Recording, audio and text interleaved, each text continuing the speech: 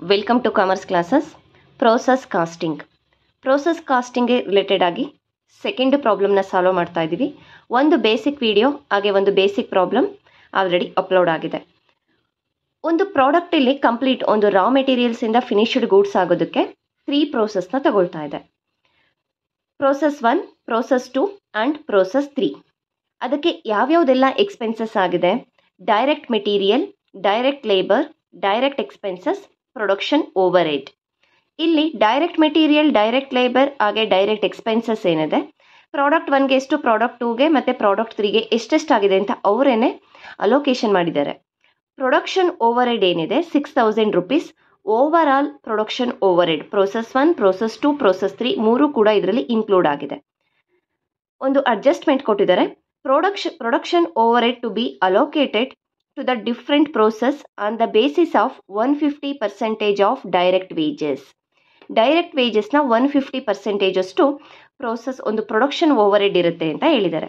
ಇಲ್ಲಿ direct wages ಯಾವುದು? ಇಲ್ಲಿ ಡೈರೆಕ್ಟ್ ಲೇಬರ್ ಅಂತ ಏನಿದೆ, ಲೇಬರ್ಸ್ಗೆ ಅಲ್ಲಿರೋ ಎಂಪ್ಲಾಯೀಸ್ಗೆ ಏನೊಂದು ಸ್ಯಾಲ್ರಿ ಕೊಡ್ತಾ ಇದ್ದಾರೆ, ನಾವು ಅದನ್ನು ವೇಜಸ್ ಅಂತ ಹೇಳ್ತೀವಿ. So direct wages is nothing but a direct labour. ಇದರ 150% ಅಷ್ಟು ಪ್ರೊಡಕ್ಷನ್ ಓವರ್ ಹೆಡ್ ಆಗಿರುತ್ತೆ. ಪ್ರೋಸೆಸ್ 1ಗೆ ಎಷ್ಟಾಗಿರುತ್ತೆ? 1500 ಇಂಟು 150% ಆಗುತ್ತೆ. ಪ್ರೋಸೆಸ್ 2ಗೆ 1600 ಇಂಟು 150%, 900 ಇಂಟು 150% ಪ್ರೋಸೆಸ್ 3ಗೆ ಆಗಿರುವಂಥದ್ದು. ನಾವು ಈ ರೀತಿ ಈ 6000 ಇರೋದನ್ನು ಪ್ರೋಸೆಸ್ 1, ಪ್ರೋಸೆಸ್ 2, ಪ್ರೋಸೆಸ್ 3ಗೆ ಎಷ್ಟು ಬರುತ್ತೆ ಅಂತ ನೋಡಬೇಕು. Production during the period was 200 units. Assume no opening and closing stock. Overall ಆಗಿ ಏನಾಗ್ತದೆ, ಈ ಒಂದು ಪ್ರೊಡಕ್ಷನಲ್ಲಿ 200 ಯೂನಿಟ್ಸು ಔಟ್ಪುಟ್ ಇರೋವಂಥದ್ದು. ಇದರಲ್ಲಿ ಯಾವುದೇ ಒಂದು ಓಪನಿಂಗ್ ಸ್ಟಾಕ್ ಅಥವಾ ಕ್ಲೋಸಿಂಗ್ ಸ್ಟಾಕ್ ಇಲ್ಲ ಅಂತ ಅಸ್ಯೂಮ್ ಮಾಡ್ಕೊಳ್ಳಿ ಅಂತ ಹೇಳಿದ್ದಾರೆ. ನಮಗೆ ಇಲ್ಲಿ ಕೊಟ್ಟಿರೋವಂಥದ್ದು ಏನಿದೆ, 4 ಎಕ್ಸ್ಪೆನ್ಸಸ್ ಕೊಟ್ಟಿದ್ದಾರೆ. Direct material, direct labour, direct expenses, production over head. ಈ ಪ್ರೊಡಕ್ಷನ್ ಓವರ್ ಹೆಡ್ನ ಯಾವ ರೀತಿ ನಾವು ಅಲೋಕೇಶನ್ ಮಾಡಬೇಕು ಅಂತ ಕೊಟ್ಟಿದ್ದಾರೆ. 150% ಆಫ್ ಡೈರೆಕ್ಟ್ ವೇಜಸ್. ಹಾಗೆಯೇ ಈ ಒಂದು ಪೀರಿಯಡಲ್ಲಿ 200 ಯೂನಿಟ್ಸು ಔಟ್ಪುಟ್ ಯೂನಿಟ್ಸ್ ಬಂದಿದೆ. ಫಿನಿಶ್ಡ್ ರಾ ಮೆಟೀರಿಯಲ್ಸಿಂದ ಫಿನಿಶ್ಡ್ ಗೂಡ್ಸ್ ಆಗಿದೆ ಅಂತ ಹೇಳ್ತಾ ಇದ್ದಾರೆ. No opening stock and closing stock ಅಂತ ಹೇಳಿರೋದು. ಇದಿಷ್ಟು ಇನ್ಫಾರ್ಮೇಷನ್ ಯೂಸ್ ಮಾಡಿಕೊಂಡು ನಾವು ಪ್ರೋಸೆಸ್ 1, ಪ್ರೋಸೆಸ್ 2, ಪ್ರೋಸೆಸ್ 3 ಅಕೌಂಟನ್ನು ಪ್ರಿಪೇರ್ ಮಾಡಬೇಕು. ಪ್ರೋಸೆಸ್ 1ನಲ್ಲಿ ಎಷ್ಟು ಎಕ್ಸ್ಪೆನ್ಸಸ್ ಆಗಿದೆ, ಪ್ರೋಸೆಸ್ 2ಅಲ್ಲಿ ಎಷ್ಟು, ಪ್ರೋಸೆಸ್ 3ಯಲ್ಲಿ ಎಷ್ಟಾಗಿದೆ ಅನ್ನೋದನ್ನು ಫೈಂಡ್ ಔಟ್ ಮಾಡಬೇಕು. Process 1 account. Particulars units rupees, particular units rupees. Process ಅಕೌಂಟಲ್ಲಿ ಫಸ್ಟ್ ನಾವೇನು ಮಾಡ್ತೀವಿ, ಈ ಡೆಬಿಟ್ ಸೈಡ್ ಏನೇನೆಲ್ಲ ಎಂಟ್ರಿ ಮಾಡ್ತೀವಿ.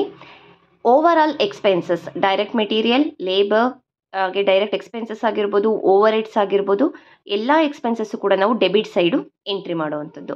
ಈ ಕ್ರೆಡಿಟ್ ಸೈಡಲ್ಲಿ ಏನಾದರೂ ನಾರ್ಮಲ್ ವೇಸ್ಟೇಜ್ ಇದ್ದರೆ, ಕ್ಲೋಸಿಂಗ್ ಸ್ಟಾಕ್ ಕೊಟ್ಟಿದ್ರೆ ನಾವು ತಗೊಳ್ತೀವಿ. ಬಟ್ ಇಲ್ಲಿ ಯಾವುದೇ ರೀತಿ ವೇಸ್ಟೇಜ್ ಆಗಲಿ ಕ್ಲೋಸಿಂಗ್ ಸ್ಟಾಕ್ ಆಗಲಿ ಕೊಟ್ಟಿಲ್ಲ. ಸೊ ಬರೀ ಇಲ್ಲಿ ನಮಗೇನಿದೆ ಎಕ್ಸ್ಪೆನ್ಸಸ್ ಅಷ್ಟೇ ಕೊಟ್ಟಿರೋದು. To direct material.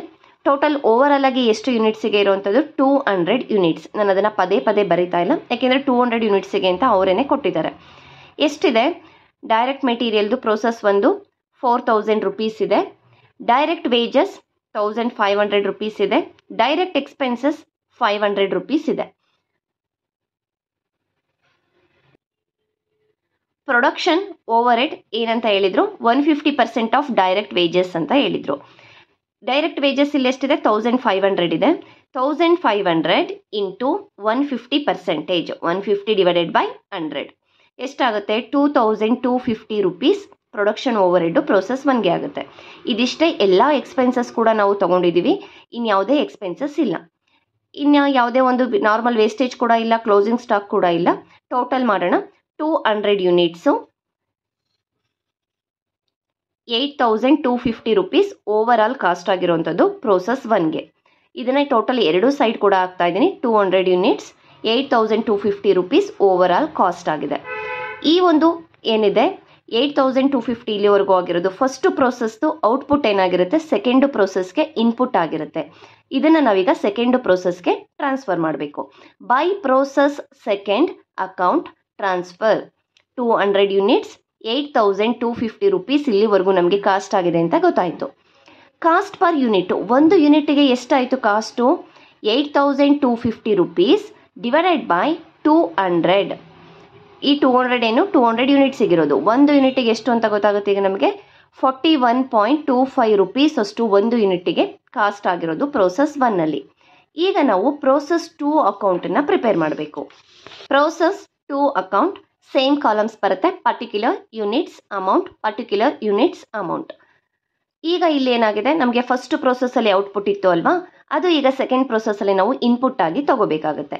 To process first account 200 units 8,250 rupees ಅಷ್ಟು ಅಲ್ಲಿ ಕಾಸ್ಟ್ ಆಗಿರೋದು. ಇನ್ನು ಯಾವ್ಯಾವುದೆಲ್ಲ ಸೆಕೆಂಡ್ ಪ್ರೋಸೆಸ್ಗೆ ಡೈರೆಕ್ಟ್ ಒಂದು ಎಕ್ಸ್ಪೆನ್ಸಸ್ ಎಲ್ಲ ಕೊಟ್ಟಿದ್ದಾರೆ. Direct material 600, direct wages 1,600, direct expenses 300 rupees. To production overhead, ಇಲ್ಲಿ ನಮಗೆ ಡೈರೆಕ್ಟ್ ವೇಜಸ್ದು ಏನಿದೆ 1,600 ರುಪೀಸ್ ಇದೆ ಅಲ್ವಾ, ಇದ್ರ 150% ತಗೋಬೇಕು.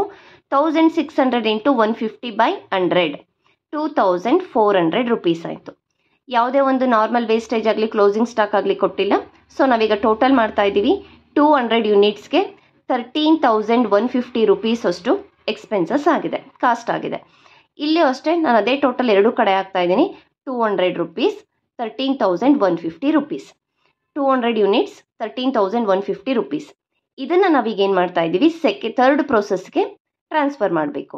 By process third account transfer 200 units 13,150 rupees.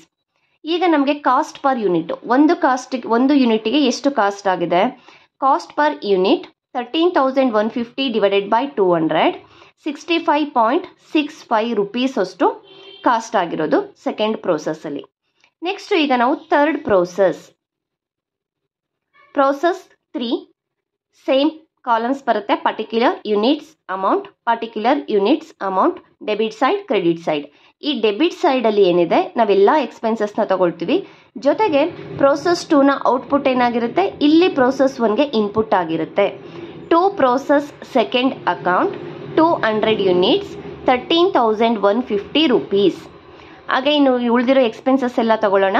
To direct material 400 rupees, to direct wages 900 rupees, to production overhead ಏನಿದೆ ವೇಜಸ್ನ 150% ಅಂತ ಹೇಳಿರೋದು 900 ಇಂಟು 150 ಡಿವೈಡೆಡ್ ಬೈ 100 1,350 ರುಪೀಸ್. ನಿಮಗೆ ಇಲ್ಲಿ ಕನ್ಫ್ಯೂಸ್ ಆಗ್ಬೋದು, ಕ್ವಶನಲ್ಲಿ ನಮಗೆ ಏನು ಕೊಟ್ಟಿದ್ದಾರೆ, ಡೈರೆಕ್ಟ್ ಲೇಬರ್ ಅಂತ ಕೊಟ್ಟಿದ್ದಾರೆ, ಇಲ್ಲಿ ವೇಜಸ್ ಯಾಕೆ ತಗೊಳ್ತಾ ಇದ್ದಾರೆ. ಅಲ್ಲಿ ನಮಗೆ ಪ್ರೊಡಕ್ಷನ್ ಓವರ್ ಹೆಡ್ಡಲ್ಲಿ ಹೇಳಿದ್ರಲ್ವಾ, ಟೋಟಲ್ ಒಂದು ಡೈರೆಕ್ಟ್ ವೇಜಸ್ ಏನಿದೆ ಅದರ 150% ಅಷ್ಟು ಪ್ರೊಡಕ್ಷನ್ ಓವರ್ ಹೆಡ್ ಆಗಿರುತ್ತೆ ಅಂತ. Direct wages is nothing but a direct ಲೇಬರ್ಗೆ ಕೊಡ್ತಿರೋಂತಹ ಒಂದು ಸಂಬಳ ಆಗಿರುತ್ತೆ ಅಷ್ಟೇ. ಇದಿಷ್ಟೇ, ಯಾವುದೇ ಒಂದು ನಾರ್ಮಲ್ ವೇಸ್ಟೇಜ್ ಇಲ್ಲ, ಕ್ಲೋಸಿಂಗ್ ಸ್ಟಾಕ್ ಇಲ್ಲ. ಕ್ಲೋಸ್ ಮಾಡ್ತಾ ಇದ್ದೀವಿ. 200 ಯೂನಿಟ್ಸು 15,800 ರುಪೀಸ್ ಅಷ್ಟು ಕಾಸ್ಟ್ ಆಗಿರೋದು ಟೋಟಲ್ ಕಾಸ್ಟು. ಎರಡು ಸೈಡ್ ಟೋಟಲ್ ಹಾಕಿದ ಮೇಲೆ ನಮಗೆ ಅದೇನಾಯಿತು, ಫಿನಿಶ್ಡ್ ಸ್ಟಾಕ್ ಆಯಿತು. By finished stock account 200 units Ra ಮೆಟೀರಿಯಲಿಂದ finished stock ಆಗೋದಕ್ಕೆ 15,800 ರುಪೀಸ್ ನಮಗೆ ಕಾಸ್ಟ್ ಇನ್ಕರ್ಡ್ ಆಗಿದೆ. ಈಗ ನಮಗೆ ಟೋಟಲ್ ಕಾಸ್ಟ್ ಇಷ್ಟೇ 15,800.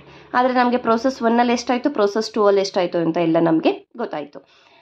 ಔಟ್ಪುಟ್ ಟ್ರಾನ್ಸ್ಫರ್ಡ್, ಇಲ್ಲೇನಾಯಿತು, ಪ್ರತಿ ಸಲ ನಾವು ಪ್ರೋಸೆಸ್ 1ಇಂದ ಪ್ರೋಸೆಸ್ 2ಗೆ, ಪ್ರೋಸೆಸ್ 2ಇಂದ ಪ್ರೋಸೆಸ್ 3ಗೆ ಟ್ರಾನ್ಸ್ಫರ್ ಮಾಡ್ತಾ ಇದ್ವಿ. ಇಲ್ಲಿ ಫಿನಿಶ್ಡ್ ಸ್ಟಾಕ್ ಆಯಿತು. ಈಗ ಇದು ಔಟ್ಪುಟ್ಟನ್ನು ಟ್ರಾನ್ಸ್ಫರ್ ಮಾಡ್ತಾ ಇದ್ದೀವಿ. ಓವರ್ ಆಲ್ ಎಷ್ಟು ಕಾಸ್ಟ್ ಆಗಿದೆ, 15,800 ರುಪೀಸ್. ಕಾಸ್ಟ್ ಪರ್ ಯೂನಿಟ್, ಒಂದು ಯೂನಿಟ್ಟಿಗೆ ಎಷ್ಟು ಕಾಸ್ಟ್ ಆಯಿತು, 15,800 ಡಿವೈಡೆಡ್ ಬೈ 200 ಯೂನಿಟ್ಸ್ 79 ರುಪೀಸ್. ಒಂದು ಯೂನಿಟಿಗೆ 79 ರುಪೀಸ್ ಅಷ್ಟು ಕಾಸ್ಟ್ ಆಗಿದೆ. ಇದು ಪ್ರೋಸೆಸ್ ಅಕೌಂಟಲ್ಲಿ ನಮಗೆ ಪ್ರೋಸೆಸ್ 1, 2, 3 ಅಥವಾ ABC ಏನೇ ಕೇಳಿ ಇಲ್ಲಿ ನಾವು ಎಕ್ಸ್ಪೆನ್ಸಸ್ನ ತಗೋಬೇಕು.